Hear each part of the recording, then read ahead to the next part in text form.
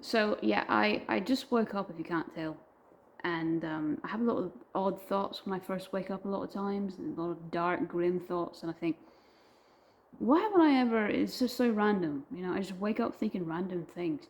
Why haven't I ever done this before? You'd think that it would have been like the first things that I did within the first week or so of having this channel, because they're such an iconic creature. But I don't know why it's taken me this long. I just woke up thinking, why haven't I done anything, to talk about the Death Fairies? Why haven't I, at least done like a creature video on, because they're really one of the most iconic creatures that are out there.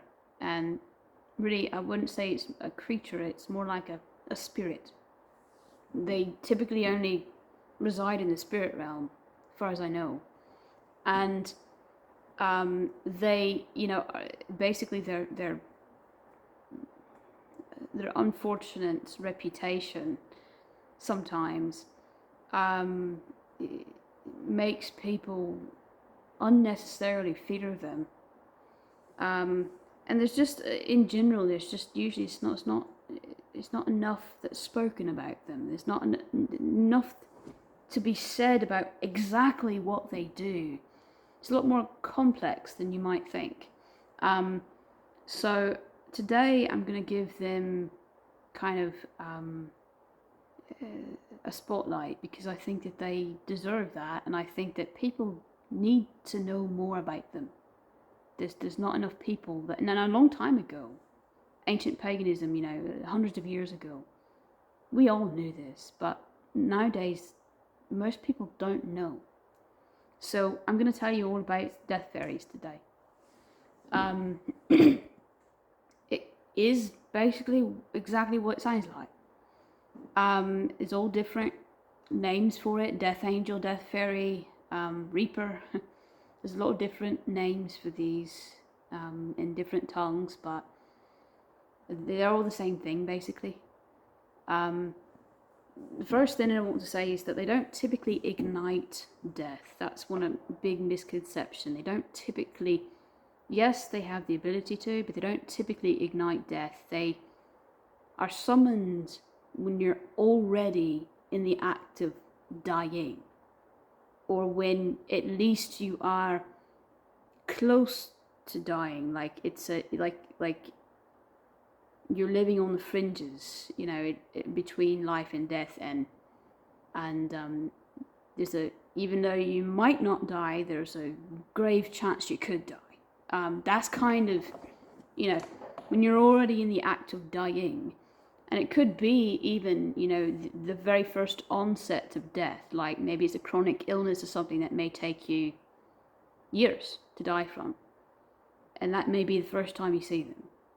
And then you'll see them again periodically. But it's typically, you have to be already typically in the act of dying, or close to death, near death, for them to come and be summoned. The other way to summon them is to basically call them by name. If you don't know their actual name, you just, really all you'd have to do is say, the Death Fairy that's assigned to you. If you just in your mind, in your head, say, okay, my Death Fairy. I don't know your name, but, and if you can just kind of, alert their attention that way, then they can come and you can ask them questions, maybe in a kind of an altered state, when you get visions and things, and you astral projection and things like that. If you want to talk to them in the spirit realm, when you do spirit travel and spirit journeying, you can get more answers that way, clairvoyantly. But typically, that's not how they're summoned. Typically, they're only summoned when you're actually dying. And usually you don't want to summon them unless there's an actual reason to talk to them. You don't just summon them for fun, It has to be a real pressing reason really pressing question you have to ask them something to summon them when you're not dying. You see what I'm saying? The fairy that is your death fairy is always the same one. Now, they may be assigned to, for all I know, hundreds of different individuals at one time. But for you, and for your life and death, the one that you see, the one that comes to you, will always be the same one. They all look a little different. Mine has a kind of a black hood, like glowing owl eyes, a beak, wings that kind of reflect light and glow in a strange way. And so they can look, you know, kind of otherworldly, and you know, but you almost think that it's kind of humanoid, but it had all those characteristics, and you would think that that would be frightening if that just popped up in front of your face one day, in your room, in the corner of your room or something, you know. And I can tell you right now from personal experience, the only time that she's visited me a few times, but the only time I actually remember seeing her, I wasn't afraid at all.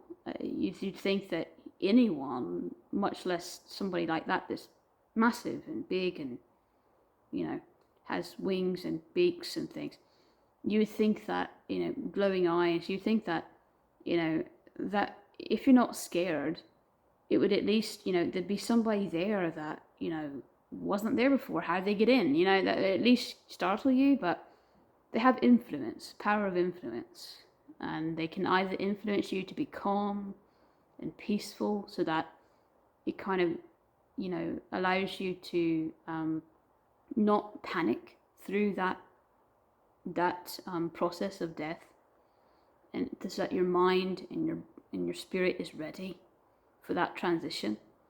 Or if you've been evil and done a lot of bad things, they can actually prolong your death and make it more painful and influence fear. It goes both ways. And that's when people start calling them reapers. But basically, you know, they, and this is said in different ways, but they have the ability to make you unconscious. They have the ability to quicken death or prolong the physical pain.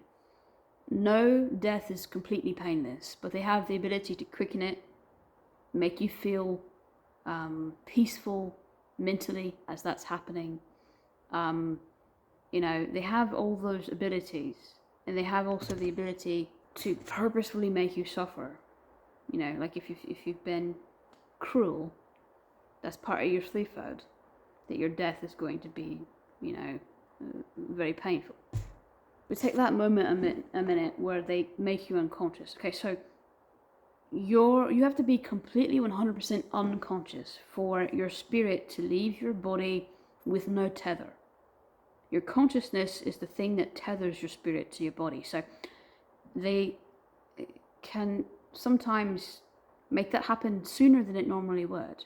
Maybe without them, you'd go unconscious after experiencing 5 times more pain. They can either touch you or breathe on you or simply just be really close to you and make you go unconscious before you have to feel any more pain. They're basically sparing you of that pain that you would otherwise feel had you still be conscious. At the very second that you become unconscious, that's when your spirit leaves your body. And it's that moment usually that the body starts to seize, that iconic death seizure.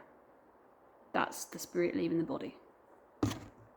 The moment that the body gets totally still, you know, then you're almost out, you know, and it's only usually a few seconds after that. But basically, after you die, a lot of times they kind of hang around a bit, and they can become one of your guides. There may not be a true spirit guardian or guide that is with you your entire life from birth to death, but they're kind of like an usher. And they're at least there for a little bit, if not maybe a lot. And in fact, they kind of are like spirit guardians, because they do watch you a lot. They keep tabs on you. You know, they may not be there every second, but they keep tabs on you. Let's go back to, okay, if you're in the act of dying or you're near death, they actually they can merit you more time if you've got a good reason. This happened to me, actually. I had immensely imbalanced chakras. I'd just gotten into this paganism. I'd just got my feet wet decades ago, I think, now, or at least over a decade ago now. Let's not get too carried away. And I didn't even know what my path was, but I just knew I was failing, you know.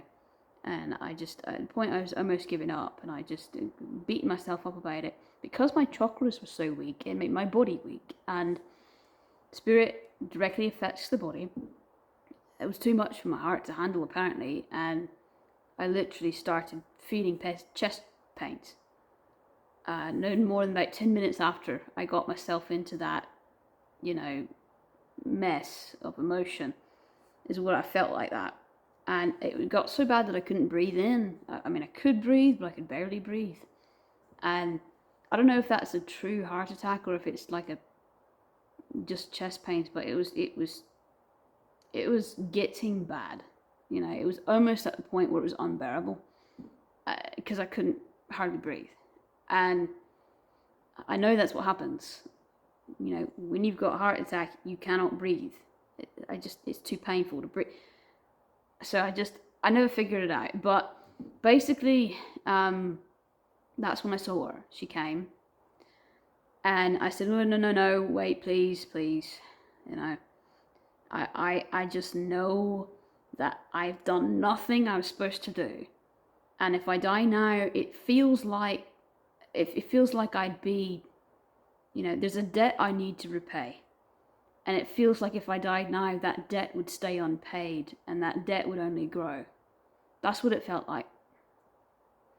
I said, I will, the moment that I do what I'm supposed to do in whatever this is that I'm meant to do to set things right, the moment I set things right, you can kill me. And she said, okay, I'll give you 3 decades. If you haven't learned it by then, I'm going to come back. And that's all she really said. And she left. I thanked her and she left. So it could mean that if I haven't learned by 3 decades, I die. Or it could mean that I have 3 decades period, and if I do or don't learn, I die. Or it could mean that, verbatim what she said, if I hadn't learned in 3 decades, she comes back and then she decides what happens from there. It can be taken many ways. So she saw that was my intent, and that was my true intent, and that is the only reason. Because had my intent be, I just want to live longer because I want to live longer because it's fun, that wouldn't have cut it, you know. But believe me, life's not fun. It's hard, really hard. But I didn't want it to be a waste, you know. And actually, at the moment that I started thinking I couldn't do it, that's when my heart had all the problems. The very second that I was like, wait, please wait, no, please wait, no, I made a mistake, that before she even decided, that it went away. It all went away. All the pain went away. So I do believe that initially she came because she saw that I was in the act of dying. She was going to say, okay, well, you've given up, let me help you die. And then I said, no, wait, I haven't given up yet. And then she's, oh, really? Okay, well, I'll come back later. I mean, that's really the gist of it right there. Don't always think that because they're there, you know, that it means certain death. A lot of times does. Even if it does, don't be frightened. They're there usually to help you, unless you've done wrong, to help you transition in as least amount of pain as possible. They're not evil, actually quite beautiful creatures, and their intent is always pure.